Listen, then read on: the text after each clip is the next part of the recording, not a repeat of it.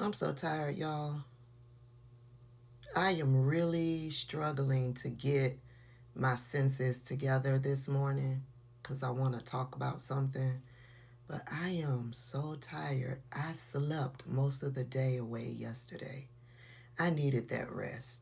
And it looks like I'm going to do the same thing today. But yeah, I want to talk about something.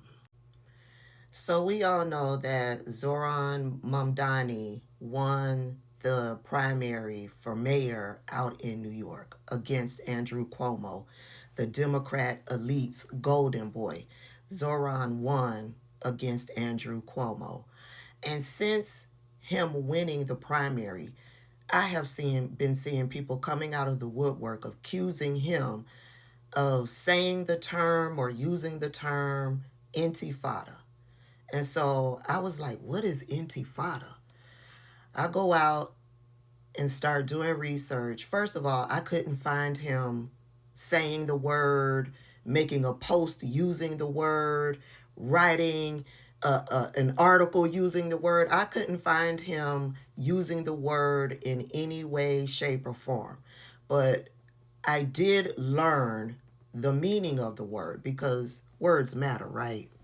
So I went on over to Alfred, and me and Alfred had a conversation, and this is what the meaning and the origin of the word intifada, okay? It's an Arabic or Arabic word that literally means shaking off or tremor or shuddering. It is derived from the root verb nafada, which means to shake or shake off, as one might shake off dust or water. In its modern usage, intifada refers to an uprising, a rebellion, or resistance movement, especially by civilians against perceived oppression or occupation. So I was like, oh, okay, if that word means rebellion or uprising against oppression, what's the problem? What's the problem? Because there are millions of people around the world that are rising up against oppression and their oppressors. What's the problem? But Alfred brought up some more, so let's go into it. Alfred brought up the historical and political context of the word intifada. While the term can describe any uprising, it is most commonly associated with two major Palestinian uprisings against the Israeli occupation in the West Bank and the Gaza Strip. So, in Alfred teaching me, I learned that there is a first intifada and there is a second intifada.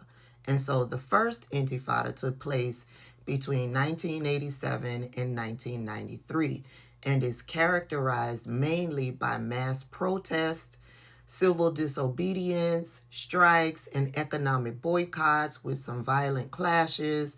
It began as a grassroots movement and was seen as a largely nonviolent attempt to shake off Israeli control through confrontations with Israeli forces, and confrontations with Israeli forces did occur. Now, the second intifada took place between 2000 and 2005, also known as the Al Aqsa Intifada. I'm sure I pronounced that incorrectly. Please excuse my American tongue. It was marked by a much higher level of violence, including unaliving bombings and armed attacks against Israeli civilians and military targets, resulting in significant casualties on both sides. Alfred goes into the broader usage and interpretations of the term. In Arabic or Arabic, intifada can refer to any popular uprising, not just those in Palestine. For example, it has described uprisings in Iraq and Western Sahara. Now, outside of the Arab world, the term is almost exclusively linked to the Palestinian uprisings against Israel. The interpretation of intifada, it varies widely. For many Palestinians and their supporters, it symbolizes resistance, liberation, and a call to end occupation, sometimes with an emphasis on nonviolent protest. With an emphasis on nonviolent protest. However, for many Israelis and Jews, especially in light of the second intifada, the word is closely associated with violence, terrorism, and attacks on civilians. So I get it. Because of history and between the two groups of people, Palestinians view the word as nonviolent, as a uprising, as an act of rebellion, whereas with Israelis, because of history between the two intifadas, they view it as violence, as an attack on Israelis. So, depending on the group, depending on the people, is how they perceive the word. Now, when I was researching over on Google, yes, I left Alfred and went on over to Google to see what came back from Google. A whole different term came back, which was globalize the intifada, and that just complicates things even more. For some, it's seen as a call to stand up for justice or human rights, especially for the Palestinians. But for others, especially in the Jewish community, the word brings, that term, globalize intifada, it brings back the memories of violence and loss, and it can sound threatening and hateful to the Jews. But to wrap all of this up and trying to connect Zohran Mamdani to the usage of the word, there is no proof of that. There's no proof that he chanted it, like I said. There's no proof that he made a post using the word. There's no proof that he wrote an article using the word. There's no proof that he spoke the word. I just wanted to come in and express that there is no proof out there that the man said the word. And I also wanted others to understand what the word mean, because words mean things, and words in context can mean two totally different things. So I wanted us to know what the word meant. I wanted us to understand the context behind the word.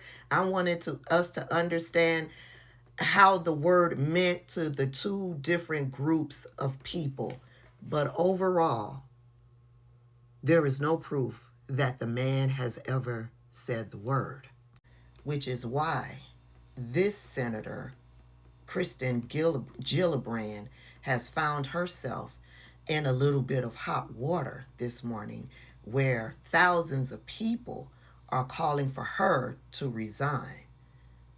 Why? Because of an interview that she did with a radio show host, where she accused Zohran Mamdani of saying these sorts of things in the context of how Jews perceive the word. She's received so much pushback that she has come out and said that she misspoke. I don't like Kristen Gillibrand. I keep wanting to call her Gillibrand, but I don't like her. She was the very first person to come out and call for Al Franken to resign when he was being accused of harassment. There was no proof, just accusations, but she was the first to come out and call for him to resign. But when it comes to her buddy Andrew Cuomo, she came out and called for him to resign. But in his mayoral run, she was silent during his mayoral run. And since we've been dealing with the dictator in charge, Kristen has voted along the lines of Republicans. She's been problematic for years. Unfortunately, it took this for people to really come together and use their voices to call her out and request that she resign. She's one of those Democrat elites in the party that does her dirty work silently behind closed doors. She doesn't seek the spotlight like that. She doesn't want to be in the spotlight because she doesn't want her work to be in the forefront. Yeah, so she's up for re-election, I believe, in 2030.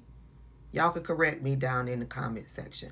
She's up for re-election in 2030. She's one of those Democrats that really needs to go. Okay? That's all I got for y'all today. I'm getting ready to head out to the farmer's market. I've been wanting a really good mango, and I've gotten 4 or 5 mangoes from the grocery store, and they all have been terrible. Terrible. So I'm headed out to the farmer's market to see if I could get me a really good mango and a watermelon. What y'all doing today? After that, I'm coming back home and taking me a long nap again. And then later on, I'm going to plant my tomato plants. Y'all have a good Sunday. Trump cards are shining bright, golden future, a brand new light. Feast and dance, the deal is done. Trump cards are number one. Trump cards are shining bright, golden future, a brand new light. Feast and dance, the deal is done. Trump cards are number one.